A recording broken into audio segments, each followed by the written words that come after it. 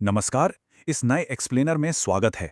आज हम साइबर दुनिया के एक ऐसे अदृश्य खतरे को डिकोड करने वाले हैं जो बिल्कुल हमारी आंखों के सामने होता है पर आसानी से किसी को दिखाई नहीं देता। एक ऐसी सच्चाई जहां वर्चुअल हमले असली दुनिया में भारी तबाही मचा सकते हैं।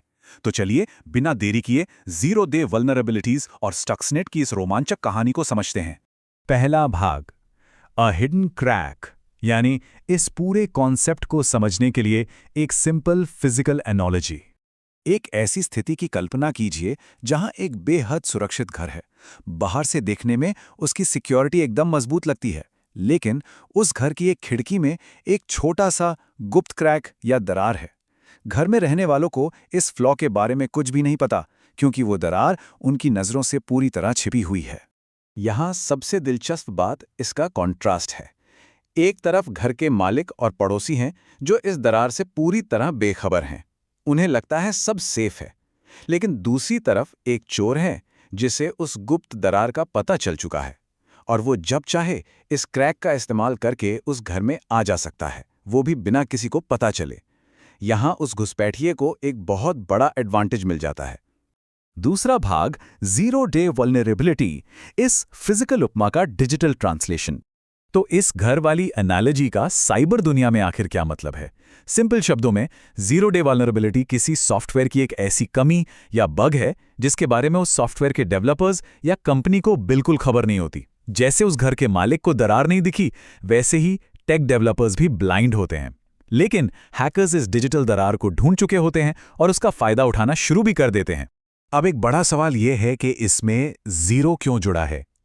इसका सीधा सा मतलब है कि इन कंपनीज के पास इस फ्लॉ को ठीक करने के लिए एग्जैक्टली 0 दिन यानी 0 दिन होते हैं, क्योंकि जब तक उन्हें इस अटैक के बारे में पता चलता है, नुकसान होना पहले ही शुरू हो चुका होता है। उनके पास पैच रिलीज करने का टाइम ही नहीं होता और यही चीज इसे इतना खतरनाक बनाती है।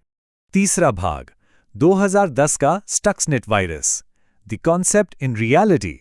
चलिए अब इस थ्योरी को एक असली हाई स्टेक्स केस स्टडी के जरिए देखते हैं। साल था 2010 जब स्टक्सनेट नाम के एक वायरस ने ईरान के एक न्यूक्लियर प्लांट में घुसपैठ की थी।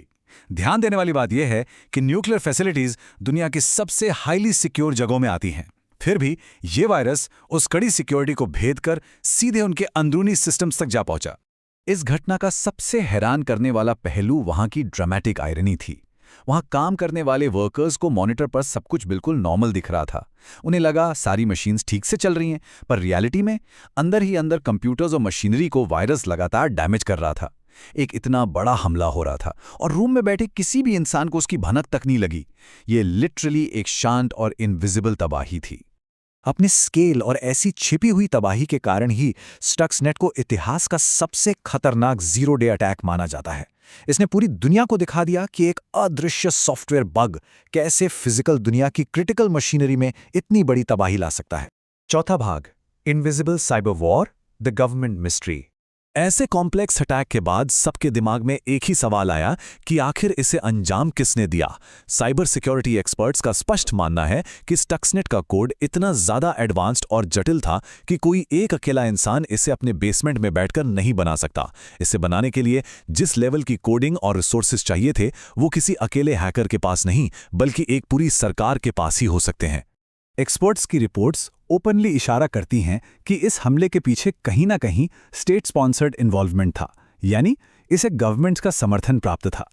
ये इस बात का एक बहुत बड़ा प्रूफ है कि आज के दौर में साइबर वॉर्स बिना किसी सेना या हथियार के इनविजिबल तरीके से लड़े जा रहे हैं। एक अदृश्य बैटलफील्ड तैयार हो चुकी है। तो इस एक्सप्लेनर के अंत में एक बेहद विचार करने योग्य सवाल खड़ा होता है। अगर सरकारें इन अनसीन डिजिटल क्रैक्स को, इन जीरो डे वल्नरेबिलिटीज को नई सदी के हथियार की तरह इस्तेमाल कर रही हैं, तो आने वाले किसी इनविजिबल साइबर अटैक के पीछे सच में किसका हाथ होगा?